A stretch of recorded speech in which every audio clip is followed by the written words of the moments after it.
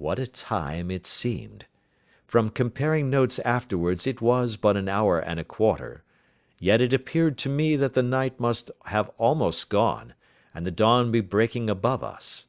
My limbs were weary and stiff, for I feared to change my position, yet my nerves were worked up to the highest pitch of tension, and my hearing was so acute that I could not only hear the gentle breathing of my companions, but I could distinguish the deeper, heavier in-breath of the bulky Jones from the thin, sighing note of the bank director. From my position I could look over the case in the direction of the floor. Suddenly, my eyes caught the glint of a light. At first it was but a lurid spark upon the stone pavement. Then it lengthened out until it became a yellow line, and then, without any warning or sound, a gash seemed to open, and a hand appeared, a white, almost womanly hand, which felt about in the centre of the little area of light. For a minute or more the hand, with its writhing fingers, protruded out of the floor. Then it was withdrawn as suddenly as it appeared, and all was dark again save the single lurid spark which marked a chink between the stones. Its disappearance, however, was but momentary. With a rending, tearing sound, one of the broad white stones turned over upon its side and left a square, gaping hole, through which streamed the light of a lantern. Over the edge there peeped a clean-cut, boyish face, which looked keenly about it, and then, with a hand on either side of the aperture, drew itself shoulder-high and waist-high, until one knee rested upon the edge. In another instant he stood at the side of the hole and was hauling after him a companion, lithe and small like himself, with a pale face, and a shock of very red hair. "It's all clear," he whispered. "Have you the chisel and the bags? Great Scott! Jump, Archie, jump, and I'll swing for it." Sherlock Holmes had sprung out and seized the intruder by the collar. The other dived down the hole, and I heard the sound of rending cloth as Jones clutched at his skirts. The light flashed upon the barrel of a revolver, but Holmes's hunting crop came down on the man's wrist, and the pistol clinked upon the stone floor. "It's no use, John Clay," said Holmes blandly. "You have no chance at all." "So I see," the other answered with the utmost coolness. "I fancy that my pal is all right, though I see you have got his coat-tails." "There are 3 men waiting for him at the door," said Holmes. "Oh, indeed. You seem to have done the thing very completely. I must compliment you." "And I you," Holmes answered. "Your red-headed idea was very new and effective." "You'll see your pal again presently," said Jones. "He's quicker at climbing down holes than I am. Just hold out while I fix the derbies." "I beg that you will not touch me with your filthy hands," remarked our prisoner as the handcuffs clattered upon his wrist. "You may not be aware that I have royal blood in my veins. Have the goodness also, when you address me, always to say sir and please." "All right," said Jones with a stare and a snigger. "Well, would you please, sir, march upstairs where we can get a cab to carry your highness to the police station?" "That is better," said John Clay serenely. He made a sweeping bow to the 3 of us, and walked quietly off in the custody of the detective. "Really, Mr. Holmes," said Mr. Merryweather, as we followed them from the cellar, "I do not know how the bank can thank you or repay you. There is no doubt that you have detected and defeated in the most complete manner one of the most determined attempts at bank robbery that have ever come within my experience." "I have had 1 or 2 little scores of my own to settle with Mr. John Clay," said Holmes.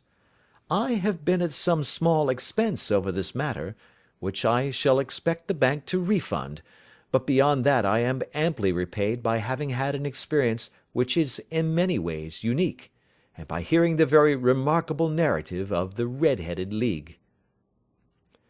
You see, Watson," he explained in the early hours of the morning, as we sat over a glass of whiskey and soda in Baker Street, It was perfectly obvious from the first that the only possible object of this rather fantastic business of the advertisement of the League, and the copying of the encyclopaedia, must be to get this not over-bright pawnbroker out of the way for a number of hours every day.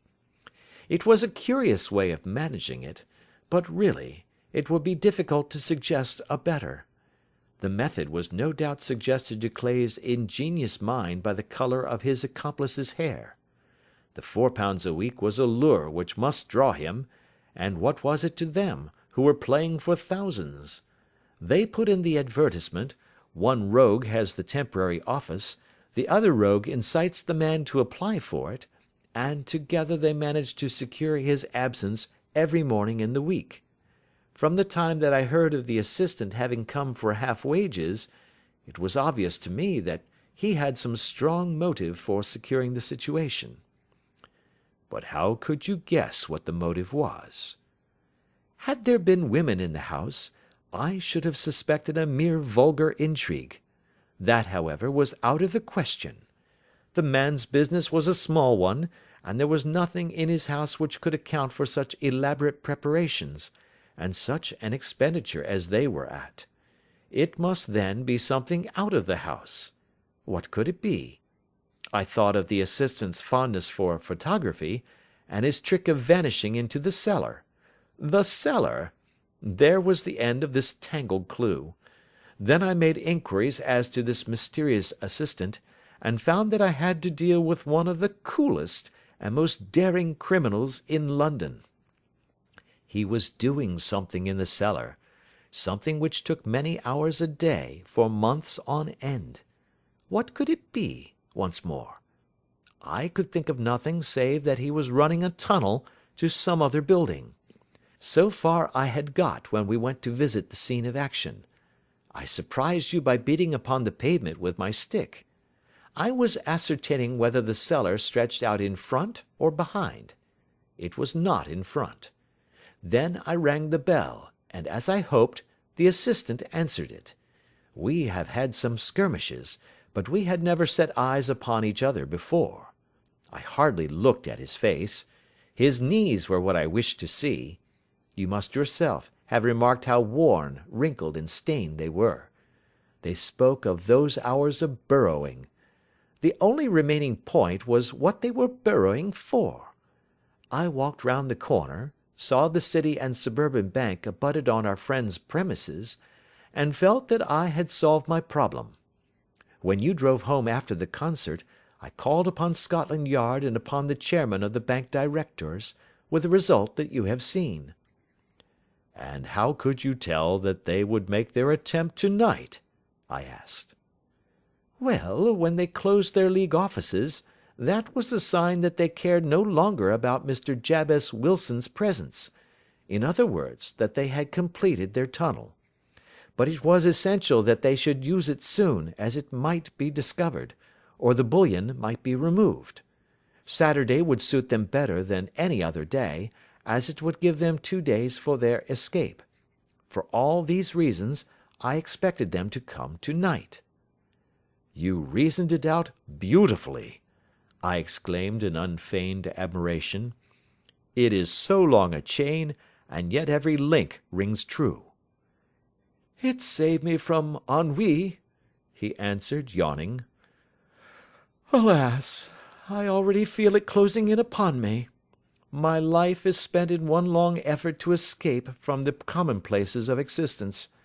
These little problems help me to do so. And you are a benefactor of the race, said I. He shrugged his shoulders. Well, perhaps, after all, it is of some little use, he remarked. L'homme c'est rien, l'œuvre c'est tout, as Gustave Flaubert wrote to George Sand. End of Adventure 2.